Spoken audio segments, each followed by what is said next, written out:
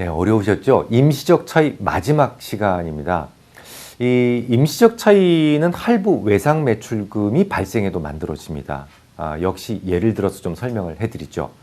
어떤 회사가 할부 외상 매출금으로 100만 원의 매출이 있었어요. 그에 대한 회계 처리는 어떻게 될까요? 자, 이렇게 됩니다. 발생주의 회계 원칙이다라고 말씀을 드렸어요. 자, 외상 매출금도 분명히 매출이 발생한 거예요. 그래서 오른쪽 대변에는 매출이 발생한 것으로 기장이 되고 이에 매칭해서 비용과 이익이 발생하게 됩니다. 발생주의니까. 하지만 정작 현금이 들어온 것은 아니죠. 외상이니까.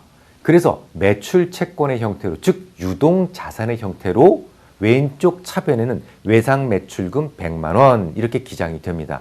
자, 이 거래에서 현금이 그 다음 해에 모두 들어왔다고 한번 가정해 보겠습니다. 자, 그러면 이렇게 기장이 됩니다. 자, 일단 유동자산이었던 외상 매출금 계정은 자산의 감소, 그래서 먼저 오른쪽 대변 쪽에 그려놓고요. 왼쪽 차변에는 현금이라는 게 들어왔잖아요, 새롭게. 그래서 자산 증가, 새로운 자산이 유입된 것으로 표시가 됩니다. 자, 중요한 것은 세금이에요. 자, 이 거래에서 세금은 언제 낸다고요? 자, 세금은 언제나 발생주의가 아니고 현금 기준이다. 현금이 들어와야 세금을 낼 수 있다. 이거 잊지 않으셨죠? 자, 당연히 현금을 받게 되는 2011년도 회계년도에 세금을 내야 될 거예요. 자, 그렇다면 먼저 2010년도의 회계 처리를 살펴보겠습니다. 다시 강조드립니다. 이 발생주의 회계 원칙은 매출이 발생하면 그와 더불어서 매칭해서 비용도 나 있고 이익도 매칭해서 발생한 것으로 보자는 거예요. 자, 그해 이 회사의 세전이익이 1,000만 원이었지만 그에 발생한 외상 매출금이 100만 원에 대해서 당연히 입금이 될 수가 없죠. 입금 불산입 처리가 됩니다. 그러면 1,000만 원의 이익에서 100만 원을 공제한 900만 원에 대해서만 30%의 세금을 적용해서 270만 원만 내면 세무, 납세 의무는 종결됩니다.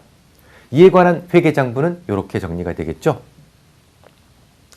자, 헷갈리지 않도록 먼저 회계적으로 내야 될 세금을 법인세 재비용이라고 해서 먼저 기장을 하라고 말씀을 드렸었어요. 이게 가장 쉽습니다. 그 다음에 부족한 것을 이쪽 저쪽으로 땜빵 해놓는 것이 헷갈리지가 않아요.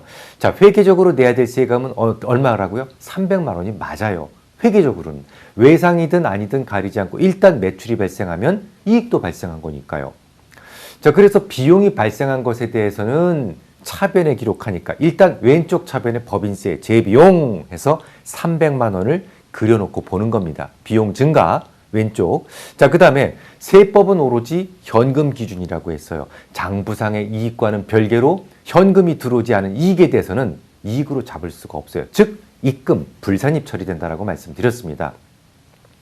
불산입된 100만 원의 이익에 세율 30%를 감안한 30만 원은 대신 미래 낼 세금, 부채가 되는 거죠.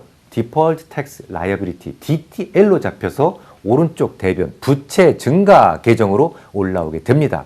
자, 그리고 그 나머지 지금 당장 세금으로 내야 되는 돈이 얼마? 270만 원 역시 내년에 내야 되는 부채이기 때문에 미지급 법인세 5월 달에 내죠. 그래서 미지급 법인세 계정으로 부채 계정으로 올리게 됩니다. 자, 그러면 미래 현금이 딱 들어오면 어떻게 돼요? 현금 들어왔으니까 세금 내야 되죠. 회계 처리 어떻게 합니까? 역시 1,000만 원의 세전 이익이 생겼고 외상 매출금 100만 원의 현금이 들어왔어요. 이때는 이것을 다시 입금으로 산입해야 됩니다. 자, 그럼 회계 처리는 어떻게 될까요? 이렇게 됩니다. 자, 이러나 저러나 회계적으로 처리한 법인세 재비용은 300만 원으로 동일하죠. 그런데 자, 그것부터 그려놓고 이제 부족한 부분을 땜빵하는 게 간편하다, 쉽다라고 말씀을 드렸어요. 올해 실제로 내야 하는 세금은 작년에 내지 못했던 30만 원이 더 있죠. DTL로 남아 있었던 거. 지난번 입금 불산입 처리됐던 것이 이번에는 입금으로 산입이 되었기 때문에 내야 돼요. 즉 회계적으로 발생한 세금 비용은 똑같이 300만 원으로 법인세 재비용이다라는 항목으로 왼쪽 차변의 부채 항목으로 그려지게 되고 오른쪽 대변에는 미지급 법인세가 입금 산입된 30만 원을 포함해서 330만 원으로 표시가 되는 겁니다.